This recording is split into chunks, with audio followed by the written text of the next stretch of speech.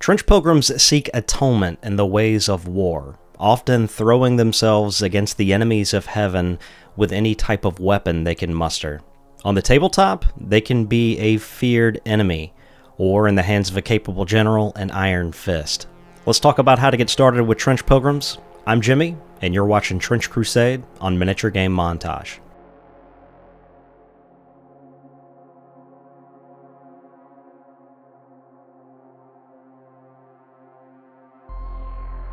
Alright, welcome back. First off, this video is not meant to be an in-depth review of the Trench Pilgrims. I'm not going to go into any of the sub-factions. What I do hope you get out of this is a really good overview of how this faction plays and how you can use them on the tabletop, and give you some things to consider. If you have questions, I do highly recommend the Discord and the Facebook group. There's a lot of folks in there that have a lot of experience playing this warband, and they can go as in-depth as you would like to go. As always, I urge you to leave a comment down below because I want these to be an additional resource for folks, because we all learn differently. I plan on doing these videos for the other factions as well, so be sure to check those out. Overall, the Trench Pilgrims are a warband that likes to get in close. They like to close the gap. We start with the elites, or God's Chosen, and the leader of the warband is a war prophet. At +2 on melee as well as range, she can do a lot of things, and you really want to get her into the mix. With loudspeakers as a special ability, on +2 dice, she can take all friendly models within 8 inches and surge them forward 3 inches, by the shortest route towards the closest enemy model that they can see. If they happen to come in contact with that enemy model, it counts as a charge. To take advantage of this, you'll want her right there in the middle with your melee fighters. The War Prophet can ignore her first out of action. This doesn't count as tough. She is not tough. She just completely ignores the first out of action, so it is even more powerful. She can also heal herself or friendly fighters within 6 inches D3 blood markers for an action. As she's the driving force behind your warband, you'll want to keep her protected. I would consider reinforced armor, standard armor at minimum, but you would certainly want to work your way towards reinforced armor if you don't put that on her at the beginning. I would even consider a trench shield, but this will limit what weapon options she can take. At ranged, I like multiple shot weapons, so again, I would look at a semi-automatic rifle to really take advantage of her +2 range stat. Up close, it's really your call. You could go with automatic pistols, and while you do get 2 attacks there, it is -1 dice on injury rolls. When you get into melee, you could consider an item such as the anti-tank hammer. That is the way that she is modeled, and that weapon is two-handed. It ignores armor and also gives you +1 dice to injure. Keep in mind that when you hit with this weapon, the wielder suffers a blood marker as well, but she could easily heal that. Alternatively, if you went with a shield, you could consider a scourge or a flail and get +1 dice to hit, giving you +3 overall. This will allow you to further fish for criticals, double 6s. She can do a lot, and she will excel in a lot of roles depending on how you equip her. Up next, we have the Castigator, who is +1 at ranged and +1 at melee. He is someone, again, that you're going to want to push forward. You can see the theme. He has an awesome rule in a risky action called Enforced Orthodoxy, which, if passed on +1 dice, allows all models within 8 inches, if they are down, to immediately stand. He can also attack friendly models, and if he takes one out of action, they will get +1 dice for each model taken out to their morale check should they need to take one later. That's interesting, as inherently it feels like you're whittling your own warband down to take that check. So if you know more about this rule, let me know down in the comments below. For 5 extra ducats, he can have the keyword strong, and if taken, this can open up some of his equipment options, such as a punt gun. A punt gun has an 18-inch range. It is +1 dice to hit and +1 dice to injure. You can overcharge this weapon and make it a 3-inch blast, but if you do so, you will take a blood marker and your activation will end immediately after. The punt gun is so deadly, however, and I would strongly consider running it, as it also has shrapnel, which adds an additional blood marker to your opponent. For closer options, consider an automatic pistol, as we already discussed. You get 2 attacks with that, with his +1 at ranged, and then you could also consider a scourge and a flail.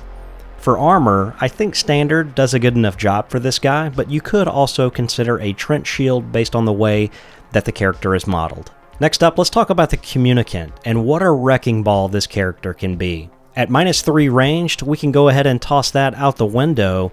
We're really focused on his melee, which is +2. He does not carry armor, however. He has a cross nailed to his face that makes him ignore shrapnel.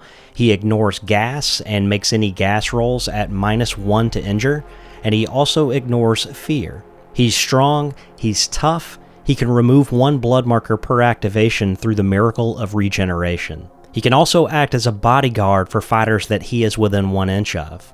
Except for blast weapons, if that fighter gets hit, you can redirect that hit onto the Communicant. Thematically, an anti-tank hammer makes sense here, as you're really taking advantage of that +2 melee, you're ignoring armor, and then he's taking a blood marker that he can just simply take right off himself through the miracle of regeneration. He'll just need some armor, such as reinforced armor, to keep him viable. I would also like to give a quick mention to Martyrdom Pills, which is a consumable, and if on this character, then all of your injury rolls against him will be at -1 dice. So turn him into a tank and surge him forward. Okay, with our elites covered, let's take a look at the troops, or the faithful, and first we have the Trench Pilgrims. And these are going to be your standard run-of-the-mill troops, nothing special about them. Kit them out with a bolt-action rifle. In death, they can be resurrected as Martyrdom Penitents. They do get +1 in melee for this. You can upgrade one of these guys for 5 ducats with Zealot Strength, and if you do so, this once again can open up an option for the punt gun. If you take this weapon on a Trench Pilgrim, however, you're kind of missing out on any plus modifiers that other characters may get, however. Next we have Ecclesiastic Prisoners, and these guys are so much fun if you've watched some of our battle reports. They can strap martyrdom devices to their backs, which are essentially bombs. When they dash, they get +1 dice, so it helps them close the gap and get into combat. But once they explode, they hit all models around them at plus dice on the injury roll, and then for themselves, they are 4d6 on the injury roll, taking the sum. We've played with these guys before, and narratively, they are so much fun. Next, we have the Stigmatic Nuns, and they are a fantastic unit. They get +1 dice to their dash, jump, climbs, diving charge. They are very nimble and can move around the battlefield very quickly. As such, they have an 8-inch movement.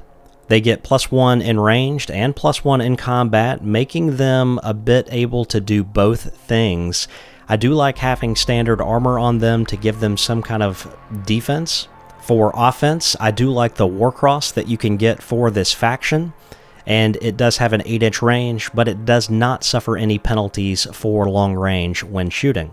It also has the Assault keyword, allowing you to get into combat, and once you get into combat, there's numerous ways that you can run these gals. You can put them with swords, flails, or scourges. It's really up to you and what you have the ducats to spend on. If you've watched any of our games, you'll see that these units can really pull their weight on the battlefield. Last but not least, let's talk about the Ankorite Shrine, and this is a model that I have not fielded on the table yet, but at +2 melee and -3 armor, you can kind of see the role that it's going to fit on the battlefield. It has 2 weapons primarily, and gets to attack with both of them. The Catherine Wheel is risky, and it gets +1 dice to hit. It rolls a whopping 3d6 on the injury chart, however, taking the sum. And my goodness, that's pretty good. The Bonebreaker is the next weapon, and it is +1 dice to injure, but it is also a risky action, so you want to be sure that you attack with the Catherine Wheel first, as the Bonebreaker is treated as an offhand and will suffer penalties accordingly. The Shrine is tough, it causes fear, and before battle, you can take either an Ecclesiastic Prisoner or a Trench Pilgrim and essentially break them over the wheel and push them into battle on the Shrine. If you do this, any attacks coming at the Shrine will be put onto them until they're taken out of action, and then the attacks will go against the Shrine. Combined with tough for an extra 20 points of an Ecclesiastic Prisoner, that gives you some extra insurance. It's cool, but for the cost of 3 nuns, if you're just starting out, I would say it's tough to justify. That's at least my thoughts for the early stages if you are playing in a campaign. And there you have it for the Trench Pilgrims. That's an overview of their core units. As you can see, they are a warband that likes to get in close and really likes to invoke the punishment through close combat and close-ranged weapons. I hope you learned a little bit about their punchy playstyle today. If you have any comments or feedback, feel free to let me know down in the comments below. Don't forget to like this video, as that really helps the channel out. You can also subscribe if you would like to see more Trench Crusade content. Supporters Club, your names are on the screen now, and I always say that's by no means necessary. I ask for absolutely nothing, and if you've watched the channel this far, you've done more than enough to support us, so thank you so much. We will see you in the next one. Take care.